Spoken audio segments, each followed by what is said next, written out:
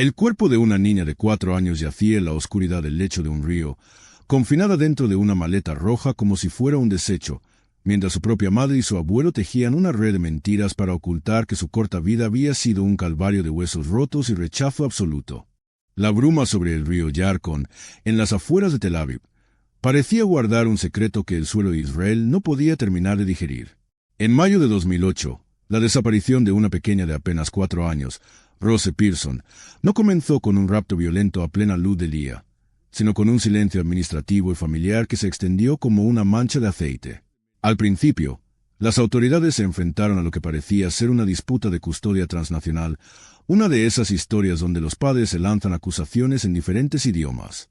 Sin embargo, detrás de las versiones contradictorias, emergía la sombra de un abandono sistemático que había comenzado mucho antes de que se reportara su ausencia. Para entender la tragedia de Rose, debemos retroceder a los campos de Francia, donde Mary Charlotte Nau y Benjamin Pearson se conocieron. Eran poco más que niños, adolescentes de 15 y 16 años atrapados en la intensidad de un primer amor que carecía de cimientos. La inestabilidad fue su única constante. Tras un embarazo fallido, Rose llegó al mundo como la única hija de una pareja que apenas sabía cuidarse a sí misma. Benjamin y Mary se casaron y alquilaron una vivienda, pero el hogar nunca fue un refugio. La falta de empleo estable y las cicatrices de sus propias infancias rotas crearon un ambiente de tensión constante donde Rose era, más que una prioridad, un testigo mudo de la precariedad. El giro del destino llegó en forma de una carta desde el otro lado del Mediterráneo. Ronnie Ron, un hombre que Benjamin apenas recordaba, emergió de las sombras reclamando ser su padre biológico. Ronnie, un israelí con una situación económica aparentemente sólida, ofrecía no solo recuperar el tiempo perdido, sino rescatar a la joven familia de la miseria francesa. A pesar de las advertencias de la madre de Mary, quien presentía que la oferta era demasiado perfecta para ser real, el matrimonio decidió cruzar el mar en 2005. Se instalaron en Tel Aviv bajo el techo de Ronnie, buscando el sueño israelí, sin sospechar que estaban entrando en una red de perversión emocional. La adaptación en Israel fue un fracaso para Benjamin. El idioma era una barrera insuperable y el aislamiento lo consumía. Pero mientras él se hundía en la soledad, Mary encontraba un consuelo oscuro. Semanas después de su llegada, comenzó un romance secreto con Ronnie, su suegro. Cuando la infidelidad salió a la luz, el matrimonio estalló. En 2006, se produjo un acuerdo que hoy resulta incomprensible. Mary se quedaría en Israel para vivir su amor con Ronnie, mientras que Benjamin regresaría a Francia llevándose a Rose. La niña, con apenas 2 años, fue arrancada de su entorno una vez más, convertida en una maleta de carne y hueso que viajaba de país en país según el capricho de los adultos. De vuelta en Francia, la vida de Rose no encontró paz. Benjamin, incapaz de mantener un empleo, se vio superado. La pequeña empezó a rebotar entre hogares de acogida y el cuidado intermitente de su padre. En el verano de 2007, un incidente médico en un hospital francés encendió todas las alarmas. Aunque los detalles se mantuvieron bajo reserva, el diagnóstico fue claro: negligencia severa. Los servicios sociales franceses determinaron que Benjamin no era apto para la crianza. Fue entonces cuando Mary, desde Israel, reclamó la custodia. El sistema, priorizando la supuesta estabilidad económica que Mary y Ronnie podían ofrecer, entregó a Rose de nuevo a los brazos de su madre. A finales de 2007, Rose aterrizó de nuevo en Israel. Pero el hogar que la esperaba no era el de una madre arrepentida, sino un entorno hostil donde Mary y Ronnie ya tenían 2 hijos propios. Rose era ahora una extraña. Hablaba un francés limitado, no controlaba sus esfínteres y mostraba un retraso evidente en su desarrollo. En lugar de recibir terapia o amor, sus dificultades fueron recibidas con ataques de ira. Mary y Ronnie empezaron a verla como un estorbo, una pieza del pasado que no encajaba en su nueva vida perfecta. La niña fue enviada a vivir con Vivian, la madre de Ronnie, quien fue la única que intentó darle una rutina. El 12 de mayo de 2008, el reloj de la vida de Rose se detuvo. Ronnie visitó a su madre, Vivian, quien insistió fervientemente en que la niña necesitaba ser inscrita en una guardería profesional para superar sus retrasos. Esa sugerencia técnica y llena de sentido común desató un demonio en Ronnie. Con una furia contenida, tomó las pertenencias de Rose y se la llevó de la casa de Vivian sin dar explicaciones. Fue la última vez que alguien, fuera del círculo íntimo de la pareja, vio a Rose con vida. Durante días, Vivian llamó desesperadamente a su hijo, pero solo recibió evasivas. Cuando finalmente acudió a la casa de Mary Ronnie, se le prohibió ver a la menor. Alarmada por la extraña atmósfera de la vivienda, Vivian acudió a los servicios sociales, quienes enviaron a la policía. Lo que siguió fue un despliegue de mentiras cínicas. Ronnie aseguró a los agentes que Rose estaba en una institución religiosa para niños con necesidades especiales. Sin embargo, al escoltar a la policía hacia el supuesto centro, Ronnie comenzó a dar vueltas erráticas por la ciudad, cambiando de dirección una y otra vez, hasta llegar a un lugar que se negó rotundamente a recibir a la niña, revelando que toda la historia era una farsa. Berkat. Las versiones de la pareja cambiaban como el viento. Primero dijeron que Rose había vuelto con Vivian. Luego, que la habían entregado a una pareja desconocida que no podía tener hijos. Incluso llegaron a sugerir que la habían vendido.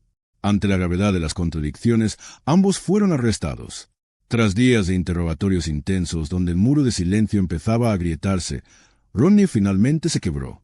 Con una calma que helaba los huesos de los investigadores, confesó lo impensable. Rose estaba muerta y él mismo se había deshecho del cuerpo arrojándolo al río. A pesar de la confesión, el cuerpo no aparecía. Ronnie se mostraba incapaz de señalar el punto exacto del vertido, alegando que un ataque de ira en el coche, provocado porque la niña pedía volver con su abuela, lo llevó a golpearla salvajemente hasta que empezó a sangrar por la boca y los oídos. Según él, envolvió el cuerpo en una manta y lo lanzó a las aguas. Pero los buzos no encontraban nada en los lugares señalados. No fue hasta el 11 de septiembre de 2008, meses después de su desaparición, cuando un bulto rojo en el fondo del río Yarkon detuvo el corazón de Israel. Era una maleta. Dentro, sumergido en el lodo y la oscuridad, estaba el cuerpo descompuesto de Rose Pearson. El hallazgo marcó el inicio de una autopsia que desmentiría las mentiras de Ronnie. Aunque el avanzado estado de descomposición dificultaba determinar la causa exacta de la muerte, los rayos X revelaron una verdad aterradora. En las pequeñas extremidades de Rose, los forenses encontraron fracturas antiguas en brazos y piernas que nunca habían sido tratadas por un médico. No era solo un golpe repentino en un coche. Rose había vivido un calvario de abusos físicos prolongados. El análisis de los huesos contaba una historia de tortura silenciosa que la niña había sufrido mucho antes de aquel fatídico viaje en coche. Pero la pregunta seguía en el aire. ¿Dónde estaba Mary mientras su hija era quebrada lentamente? La policía, al registrar la vivienda, encontró una pieza del rompecabezas que Mary nunca pensó que vería la luz: su diario personal. En aquellas páginas, la caligrafía de una madre describía a su propia hija con un odio visceral. Mary escribía que Rose era una carga, un parásito que arruinaba su felicidad con Ronnie. Las frases sugerían que la muerte no era un accidente, sino un deseo latente que empezaba a materializarse en planes concretos. La investigación técnica se adentró entonces en un terreno puramente digital y documental, revelando una premeditación que helaba la sangre. Los detectives descubrieron que, apenas unos días antes de que Rose desapareciera de la faz de la Tierra, Mary había estado organizando un viaje familiar a los Estados Unidos. En los registros del agente de viajes figuraban billetes para ella, para Ronnie y para los dos hijos que tenían en común. Sin embargo, no había ningún rastro de un pasaje para Rose. La niña no formaba parte del futuro de su madre. Ya había sido borrada de la familia mucho antes de que su cuerpo tocara el agua del río Yarkon. Para los fiscales, el diario de Mary fue la ventana definitiva hacia una mente desprovista de instinto materno. En sus escritos, la mujer describía escenarios de violencia y expresaba un alivio perturbador ante la idea de no tener que lidiar más con las deficiencias de su hija. El detective a cargo de la revisión documental relató que leer esas páginas era como descender a un abismo de rechazo absoluto. Mary no era una espectadora pasiva del abuso de Ronnie, sino la arquitecta de un entorno donde Rose era considerada un objeto desechable. A medida que el juicio avanzaba en 2011, la estrategia de la defensa de Mary se centró en intentar desacreditar sus propios escritos. Alegaron que el diario era una forma de desahogo poético o metáforas de una madre estresada por la crianza. Mary, en el estrado, lloró y aseguró que amaba a su hija, intentando proyectar la imagen de una mujer manipulada por el carismático y dominante Ronnie. Sin embargo, los testimonios de los peritos forenses fueron devastadores. Explicaron al tribunal que las fracturas antiguas en el cuerpo de Rose, lesiones en diferentes etapas de curación, indicaban que la niña vivía en un estado de pánico constante y dolor físico crónico. Ninguna madre, por muy estresada que estuviera, podría haber ignorado que su hija tenía huesos rotos durante meses. Ronnie, Por su parte, mantuvo una lealtad retorcida hacia Mary durante gran parte del proceso. Intentó cargar con toda la responsabilidad, insistiendo en que el asesinato fue un arrebato de ira momentáneo en el coche. Pero su versión no encajaba con el hallazgo de la maleta.